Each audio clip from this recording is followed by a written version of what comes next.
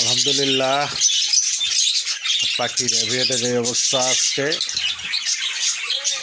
Maximum ইয়েতে এখন ডিম বাচ্চা নিয়ে তারা হাড়িতে বসে গেছে। মোটামুটি ম্যাক্সিমাম হাড়িতেই এখন ডিম আছে। ইনশাল্লাহ আর 10-15 দিনের মধ্যে হয়তো সব ডিম ফার্টিলাইজ হবে। দেখা যাক কোথায়। লাভবার্ডের খাঁচায় লাভবার্ডের এই অবস্থা। লাভবার্ড এখন মোটামুটি মেডিসিন কোর্স কমপ্লিট। এরা এখন বক্স লাগানো হবে এবং বক্স লাগানোর পরে সুন্দর মতো তারাও ডিম বাচ্চা করবে।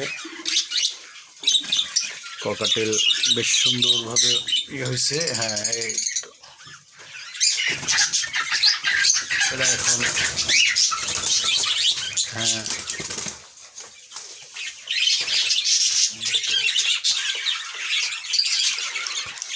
আর এই তো অস্ট্রেলিয়ান ডায়মন্ড ঘুঘু অবস্থা। তারা মোটামুটি ডিম পাড়া শুরু করছে। দেখা যাক রেজাল্ট কী আছে।